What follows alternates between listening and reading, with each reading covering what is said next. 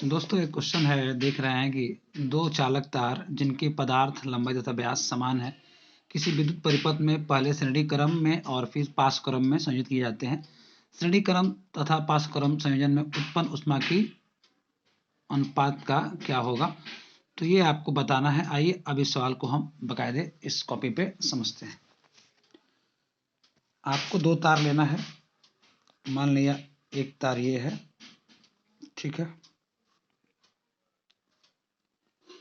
इनकी लंबाई और इनका व्यास दोनों सेम है। एक तार और भी है जिसकी लंबाई सेम है, इतना ही है, और उसका एरिया भी सेम ही है। आप जानते हैं कि किसी चालक तार का जो प्रतिरोध होता है ना, वो चालक तार की लंबाई की डायरेक्टली प्रोपोर्शनल, उसके एरिया के इनवर्सली प्रोपोर्शनल और उसके पदार्थ पर डिपेंड करता है। तो अगर इन दोनों को श्रेणी क्रम में जोड़, मान लीजिए इसका प्रतिरोध R है, इसका भी R, क्योंकि दोनों क्या है, समान पदार्थ के हैं, तो जो तुल्य प्रतिरोध होगा वो R बराबर क्या होगा, श्रेणी क्रम के लिए R1 धन R2 होगा। तो आपको मालूम है कि ये भी R है और ये भी R है, तो R कितना हो गया 2R। मतलब इन दोनों चालकों जो तुल्य प्रतिरोध होगा ये क्या है, तुल्य है। अब आते हैं पार्श्व क्रम में, तो इनका भी प्रतिरोध R ही रहेगा, उसका भी क्या रहेगा, R रहेगा। तो जो इनका तुल्य प्रतिरोध होगा वो क्या होगा, 1/R बराबर आप जानते हैं क्या होता है, 1/R1 प्लस 1/R2। तो 1/R1 भी R है और 1/R2 भी क्या है, R है। तो 1/R बराबर क्या हो जाएगा, ये आपका 1/R, और आप देख रहे हैं हर बराबर है तो हम जोड़ देंगे, एक कितना हो गया 2/R। तो ये हालांकि तुल्य प्रतिरोध है, तो ये जो R हो जाएगा आपका वो कितना हो जाएगा, R/2। तो हमने ये देखा कि जो श्रेणी क्रम वाला तुल्य प्रतिरोध कितना है, 2R है, और समांतर क्रम वाला कितना है, R/2 है। तो उत्पन्न ऊष्माओं की गणना करना है, पहले किसमें, पहले श्रेणी क्रम में और फिर पार्श्व क्रम में। तो आप जानते होंगे कि जो उत्पन्न ऊष्मा होता है H बराबर, वो I² जानते हैं, लेकिन मैं कहता हूं कि आप ये भी जानते होंगे ओम के नियम से क्या होता है, V का IR। मतलब जहां I है वहां मैं V/R तो आराम से राइट कर सकता हूं। तो क्या हो जाएगा, H बराबर का I, तो I का स्क्वायर है मतलब V², और नीचे क्या होगा R², और ये ऊपर से R है और ये T है। तो आप देख रहे हैं कि एक R से एक R कैंसिल हो जाएगा, तो V²/R इंटू का T।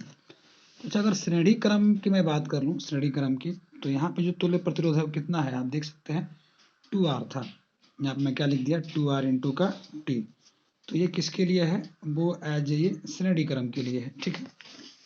हम बात कर लेते हैं समांतर क्रम की, तो सेम वही लगाएंगे फार्मूला, H बराबर का क्या, V²R और ये T। तो आप देख पा रहे हैं कि जो समांतर क्रम के लिए तुल्य प्रतिरोध कितना है, R/2 है। तो V² अब R नहीं, वो कितना है, R/2 इंटू का T। तो ये मैं मान लिया किस क्रम के लिए है, ये समांतर क्रम के लिए है, ये समांतर क्रम के लिए। तो अब आपसे कह रहा है कि श्रेणी और समांतर क्रम का अनुपात ज्ञात कीजिए। तो आप देख पा रहे हैं, अब मैं आगे यहाँ लिख देता हूँ HS मतलब सीरीज और HP मतलब पैरेलल, मतलब समांतर क्रम।